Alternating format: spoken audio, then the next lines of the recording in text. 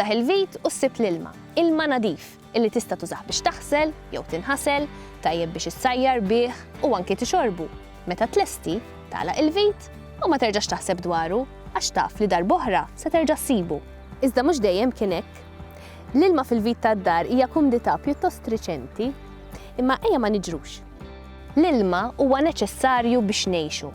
Mingħajr ikel tista' tgħix anki sa xarejn, iżda mingħajr ilma anki l-iktar bniedem saħħtu jagħmel biss ftit jiem mingħajr ilma. L-ewwel nies li waslu fuq dawn il-gżejjer ma sabux muntanji, jew lagi, jew xmajjar, imma art xotta bi ftit nixxijat ta' ilma ħelu fil-widien u bi ftit ħofor mimlin bl-ilma wara xi ħalba xita.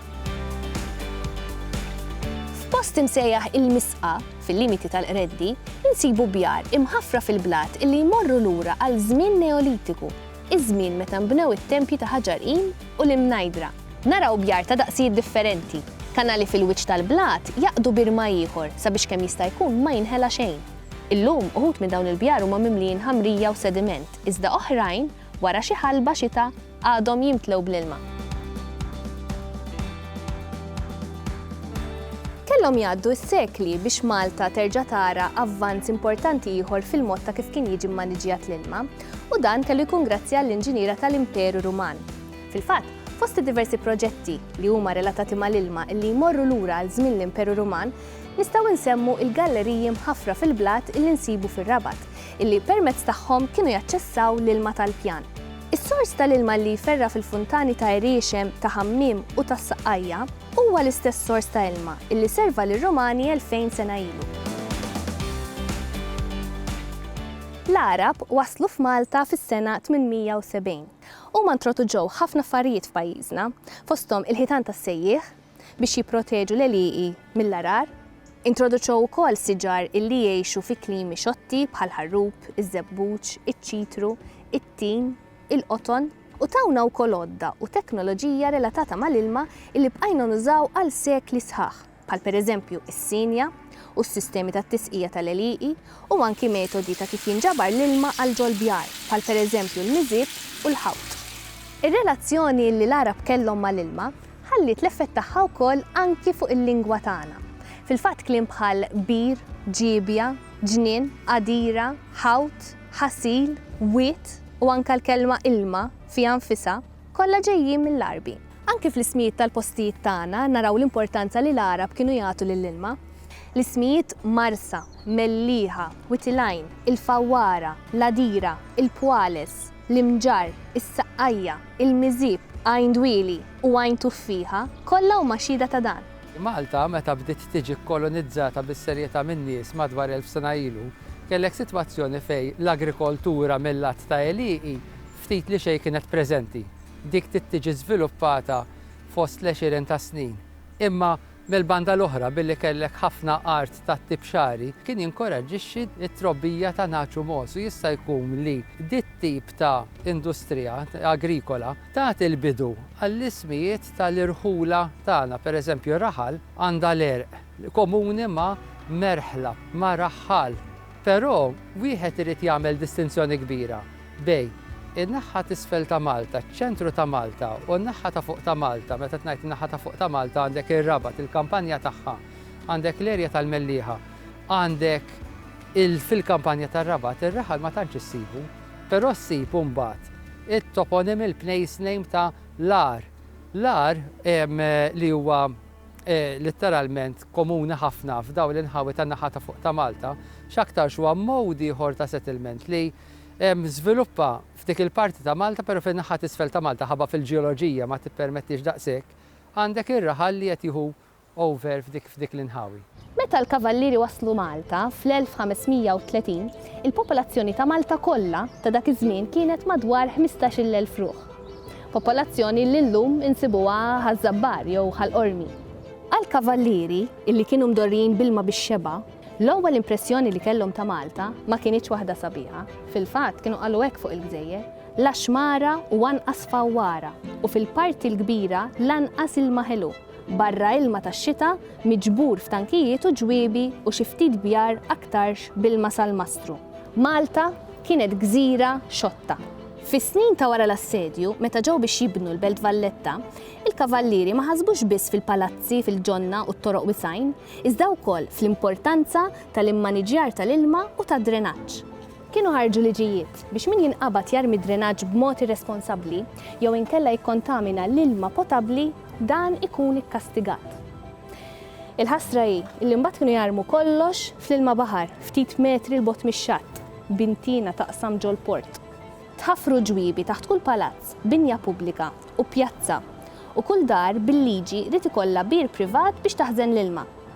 Huwa kkalkulat li fil-Belt Valletta kien hemm madwar 1700 ċisterna ta' daqsijiet varji. Iżda fil-bidu kienu għadhom ma solvewx il-problema li kellhom meta kienu fil-birgu, jiġifieri li jkollhom biżżejjed il-maġieri. Kellhom żewġ ejjun biss, waħda fil-Palazz tal-Isqof u oħra għall-użu pubbliku. Il-ma ieħor kien jinġib bżiemel jew biħmar minn ejjun fħal qormi. Meta l-popolazzjoni fil-Belt Valletta qabżet l-4,000 ruħ, hemmhekk imbagħad il-problema ta' nuqqas ta' il-maġieri saret iktar akuta. Kien L-ewwel Kurt illi ħallas u wettaq il-pjan biex fil-21 ta' April 1615 jitwassal fil-Belt Valletta l-ewwel il-maġieri permezz tal-akwedotti. Għalkemm fil-Belt Valletta issa kien hemm il-maġieri, fil-kumplament tal-pajjiż is-sitwazzjoni kienet għadha eżatt bħal ta' qabel. U meta l-Ingliżi waslu Malta sabu illi ħafna mill-lokalitajiet kienu għadhom jiddependu fuq l-ilma tax-xita maħżun fil-bjar. Barra minn hekk il-kwalità ma kienx tajba lanqas għaliex fi triqtu lejn il-bir jew iċ-ċisterna l-ilma tax-xita kien jiġbor miegħu kull tip ta' ħmiġ li jsib, minn demel tal-annimali u drenaġġ sa annimali mejta. Mhux l-ewwel darba li l-ilma maħżun fiċ-ċisterni kien jispiċċa ikkontaminat u jwassal għal mewġiet ta' mart kontaġġjuż bħal kolera u t-tifu.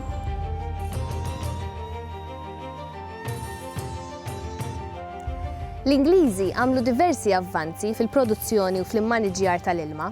Bdew billi jestendew l-akwedott ta' Kurt sabiex iservi aktar lokalitajiet u jkun fornut minn aktar ejjun.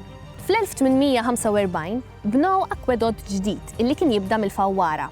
Dan l-akwedott imbena biex jilħaq postijiet fin-nofsinhar ta' Malta illi ma kienux fornuti mill-akwedott ta' Kurt. Inbnew ukoll numru ta' ġibjuni sabiex l-ilma tal-ejjun li ma jintużax fix-xitwa ikun jista' jinħażen għas-sajf. Wieħed minn dawn il-ġibjuni huwa dak ta' Taqali imsemmi għal Santa Marija. Ġibjun ieħor kien dak tal-Fiddien. F'nofs is-seklu 19 ingħata bidu għat tħaffir ta' boreholes u bini ta' pumping stations illi permezz tagħhom seta' jiġi estratt ilma mill-Mean Sea Level Aquifer. Din kienet l-ewwel darba illi ilma mill-Mean Sea Level Aquifers, jiġifieri dawk l-akwiferi l-aktar fil-fond u li jmissu mal-ilma baħar, kien qed jiġi estratt. Aktar tard inbnew aktar ġibjuni mottija illi fihom l-ilma estratt mill-pjan seta' jiġi maħżun biex wara jitqassam għall-konsum. Fost dawn kien hemm it-tieni ġibjun f'Taqali u oħrajn fil-Qrendi u Ħalluqa, illi flimkien mat-tank ta' skina u dak navali kienu jirċievu ilma ippumpjat minn wit il-kbir. Tank ieħor illi jingħaqad mas-sistema kien dak ta' Bouvari, illi jinsab fin-naħa t'isfel ta' Kordin.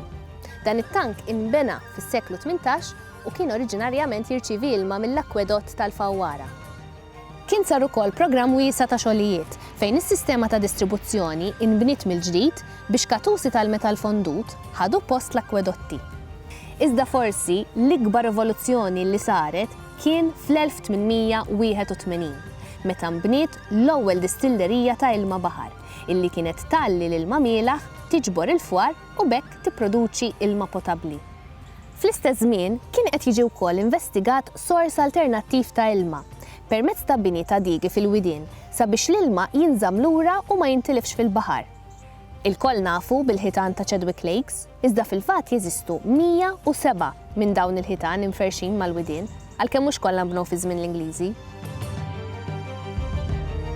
Fil-bidu tas-seklu 20 Malta għaddiet minn żewġ epidemiji tat-tifu illi kienu kkaġunati meta demel tal-annimali skula għal ġo akwiferi illi kienu viċin ħafna tal-wiċċ. Kien dak iż-żmien illi fuq suġġeriment ta' Sir Temi Zammit u l-Maġġur A.H. Morris beda jintuża il-calcium hypochlorite, taħlita ta' ġir u klorin biex ikun sterilizzat l-ilma tax-xorb. Din kienet rivoluzzjoni kbira għaliex minn lejla l-nar tejbet il-kundizzjoni tal-ħajja tal-Maltin u naqset il-mart u l-imwiet relatati mal-kwalità tal-ilma. Meta faqqet it-tieni gwerra dinjija, il-bombi tal-għadu ħallew impatt ħażin fuq ir-riżorsi tal-ilma. B'diversi bombi jagħmlu ħsara jew jeqirdu għal kollox numru ta' riservi, ċisterni u anki pompi. Waħda mill-akbar operazzjonijiet ta' matul il-gwerra kienet l-invażjoni ta' Sqallija f'Lulju tal-1943. Il-kwartieri ġenerali tal-Alleati kienu hawn Malta u kienu ġew Malta eluf ta' soldati u għalhekk ir-riżorsi tal-ilma tagħna komplew jitpoġġew taħt pressjoni kbira. Iżda kif jgħidu l-awġ qatt ma jiġi waħdu. U fil-fatt, fl-1944 Malta għaddiet minn perjodu ta' nixfa kbira. U mal-5 miljun gallun ilma fix-xahar kien jiġi trasportat permezz tal-baħar minn Sqallija, illi għalkemm dak iż-żmien konna għadna f'nofs gwerra, Sqallija kienet taħt il-kontroll tal-Alleati. Fis-snin ta' wara l-gwerra, Malta reġgħet titġejja fuq saqajja u hemmhekk reġa' nħass il-bżonn li tiżdied il-produzzjoni tal-ilma. Tħaffru galleriji u stazzjonijiet tal-ippumpjar f'Takandja biex tforni ir-reservwar tal-Qrindi. U anki f'Tabakkja, limiti ta' Ħażebbuġ biex isservi r-reservoirs li hemm f'Taqali. Is-sittinijiet u s-sebgħinijiet raw id-domanda l-ilma tiżdied drastikament hekk kif il-popolazzjoni komplet tikber brata maġla u l-pajjiż sar aktar industrijali u turistiku. Inbnew impjanti għad-distillazzjoni tal-ilma bl-aktar teknoloġija moderna li kellhom dak iż-żmien f'Tinje, fil-Marsa u f'Ħondo ir-Rummin f'Għawdex. Iżda f'nofs is-sebgħinijiet, il-prezz internazzjonali taż-żejt tant ogħla li jagħmel dawn it-tip ta' impjanti li kienu jikkonsmaw ħafna enerġija mhux finanzjarjament vijabbli. Il-produzzjoni tal-ilma permezz ta' dawn l-impjanti naqset drastikament u l-pajjiż reġa' dar għall-ilma tal-pjan.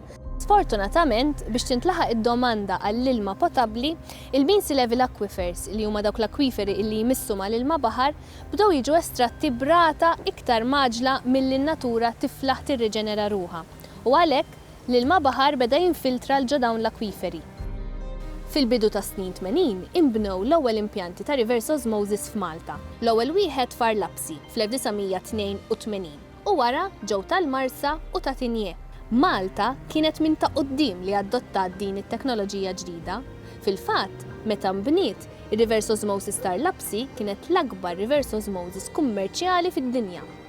Iżda b'sorpriża, aktar ma żdiedet il-produzzjoni, aktar żdiedet id-domanda. Dak iż-żmien l-attenzjoni kienet iktar iffukata fuq kif wieħed jista' jżid il-produzzjoni milli kif wieħed għandu jikkonserva dak li għandu u jevita l-ħela. Kien għalhekk fil-fatt li fl-aħħar ta' snin 70 u fil-bidu ta' snin 80 kienet tinediet kampanja ta' konservazzjoni tal-ilma fejn ingħata bidu għal proġett imdaqqas illi kien jikkonsisti fil-bini ta' diversi ġibjuni miftuħa, il-quħ tal-ilma fil-widien permezz tal-bini ta' digi u soakaways, jiġifieri ġibjuni fejn il-qiegħ ikun inixxi għal daqstant jippermettu li l-ilma jiskula għal ġol-blat u wara fil-pjan. Dawn tista' tgħid kienu l-ewwel sistema ta' recharge tal-akwiferi b'mod artifiċjali. Azzjoni oħra importanti li bdiet tittieħed kienet li bdew jiġu indirizzati il-leakages fis-sistema ta' distribuzzjoni, jiġifieri dik is-sistema li biha jasal l-ilma fid-djar mir-reservoirs. Dan għaliex din is-sistema kienet mifluġa bi problema serja ta' leakages, tant illi 60% tal-ilma prodott kienet jintilef u jinħela kaġun ta' dawn il-leakages. Ma' żmien, il-Korporazzjoni għas-Servizzi tal-Ilma bidlet is-sistema tad distribuzzjoni madwar Malta u Għawdex kollha u llum il-leakages tnaqsu għal taħt l-10%, figura fost l-aħjar meta mqabbla ma' sistemi ta' distribuzzjoni f'pajjiżi Ewropej oħra. U għalhekk huwa importanti illi meta tinnotaw xi leak f'nofs tat-triq jew f'x'imkien ieħor tirrapurtaw immedjatament biex tissowwa malajr kemm jista' jkun u bekk inkomplu naqsu l-ħela.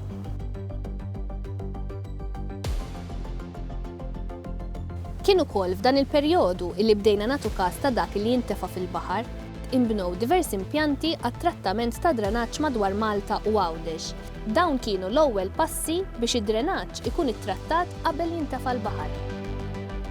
L-istorja ta' Malta hija minsuġa madwar il-bżonn li jkollna biżżejjed ilma biex fuq dawn il-gżejjer tkun possibbli l-eżistenza ta' poplu li mhux biss adatta, iżda wkoll żviluppa. Matul din is-sensiela se nkunu qed nagħtu ħarsa fiktar dettall dwar kif irnexxielna nelbu din l-isfida u anki x'qed nagħmlu issa biex insaħħu aktar il-pożizzjoni tagħna għall-futur. L-ilma huwa ħajja. L-ilma huwa bżonn. L-ilma huwa sfida.